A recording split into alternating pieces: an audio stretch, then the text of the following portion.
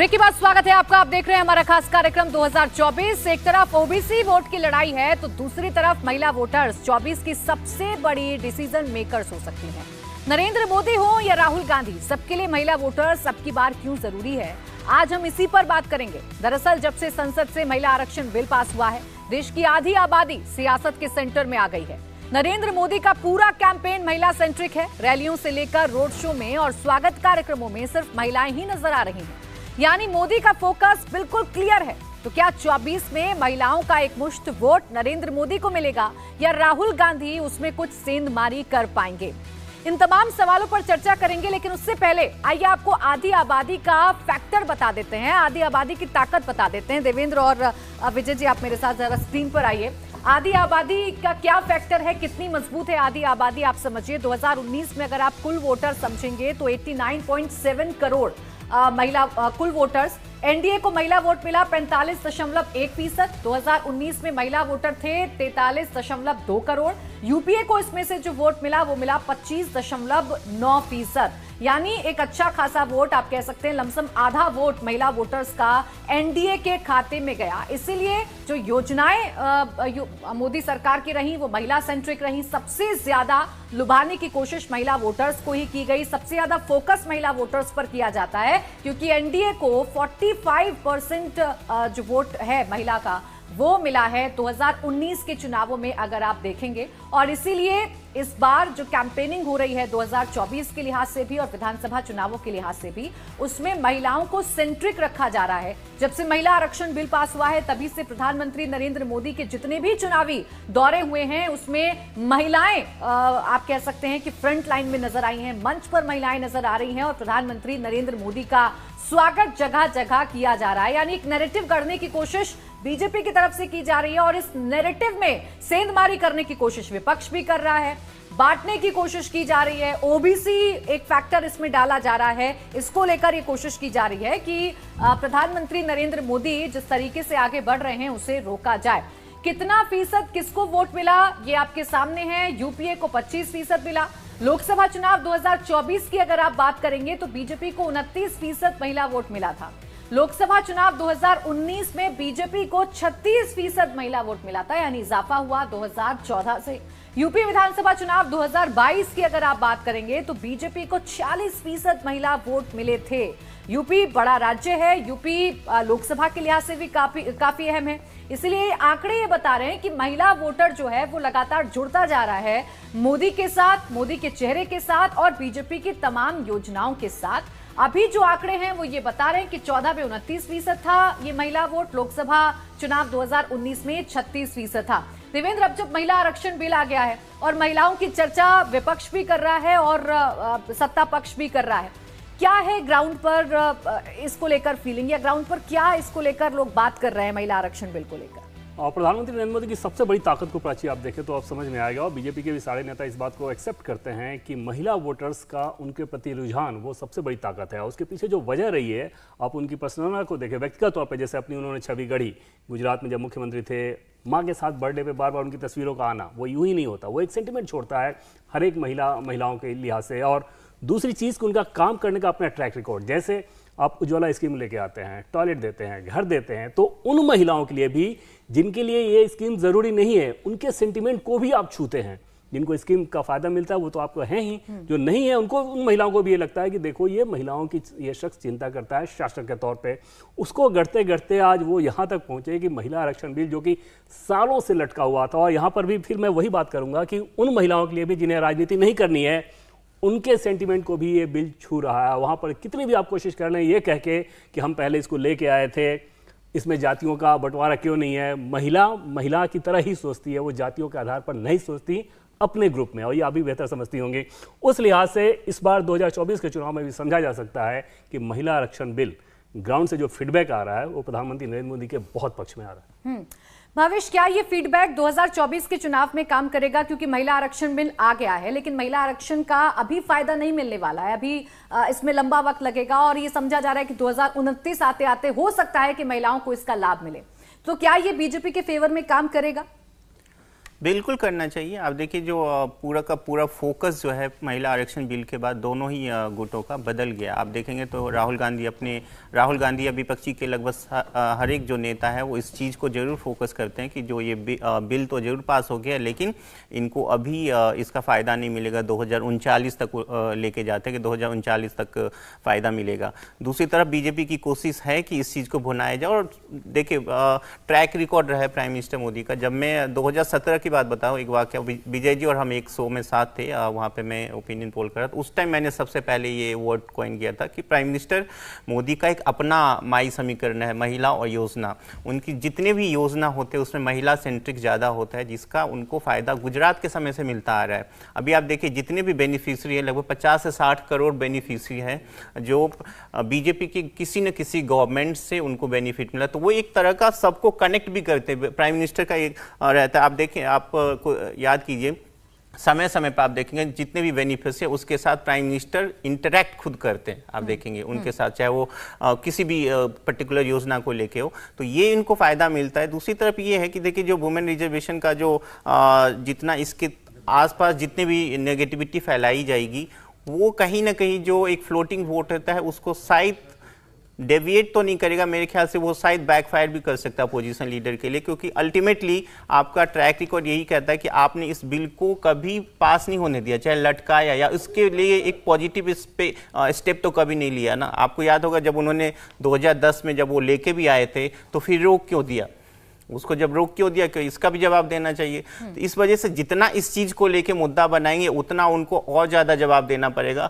और मेरे ख्याल से यही बात है कि बीजेपी इस चीज को ज्यादा भुनाएगी और उनको जवाब ज्यादा देना पड़ेगा इस चीज का। विजय जी, एक तो ये बड़ा कदम है ही मोदी सरकार के लिए और महिलाओं को अपने पाले में करने के लिए, महिला वोटर्स को अपने साथ जोड़ने के लिए। दूसरी तरफ जो विपक्ष कर रहा है, आप ओबीसी महिलाओं को उनके हक दिलाने की बात कर रहे थे, यहां तक तो ठीक, लेकिन अब जो बयान आ रहे हैं, जो आरजेडी के नेता का कल बयान सामने आया, वही पुरानी वाली लाइन को दोहरा रहे हैं आरजेडी के नेता। क्या ये नुकसान नहीं करेगा और क्या कांग्रेस को इसमें अपनी लाइन नहीं बतानी चाहिए कि आप अपने साथी लोगों को क्या कह रहे हैं, रोक रहे हैं कि नहीं रोक रहे हैं, क्योंकि महिला के सेंटिमेंट्स तो हर्ट हो रहे हैं।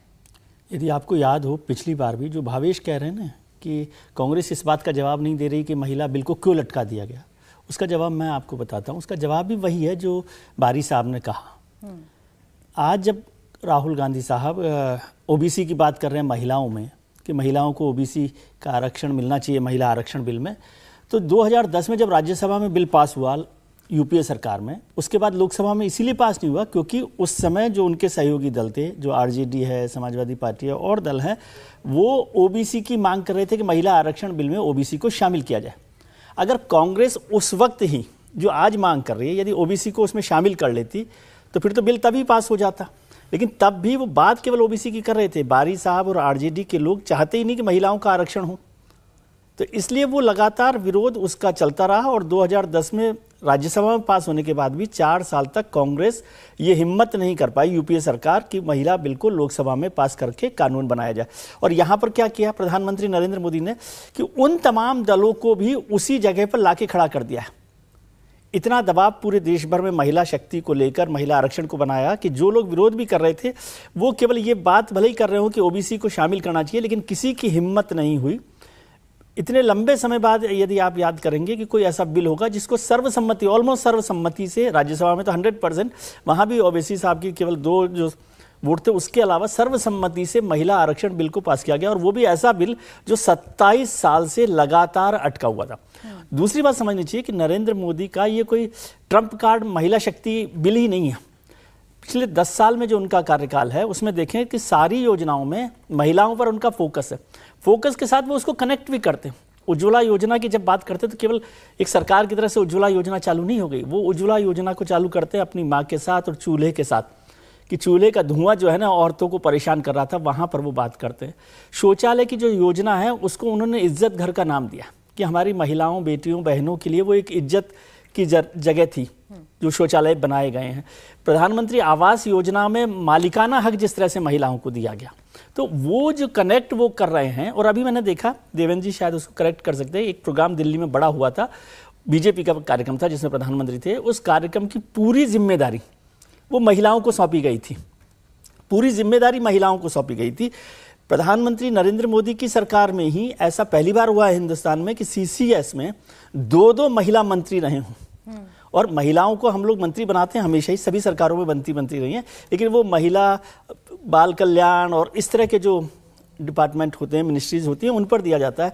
कोई विदेश मंत्री बनाना, वित्त मंत्री बनाना, रक्षा मंत्री बनाना, ये जो बड़े मंत्रालय हैं वो देने का मतलब होता है कि आप वाकई ही उनको केवल टोकनिज्म के तौर पर मंत्री नहीं बना रहे। भावेश, इसमें कुछ मैं एक चीज और ऐड कर दूं, जैसे विजय जी कह रहे थे कि आरजेडी और समाजवादी पार्टी 2009 में जो 2010 में कांग्रेस के गवर्नमेंट की सपोर्ट थी। देखिए बाहर से सपोर्ट की, गवर्नमेंट में तो आरजेडी थी भी नहीं, ना आरजेडी थी ना समाजवादी, आरजेडी की सिर्फ 4 सांसद थी और सपा की।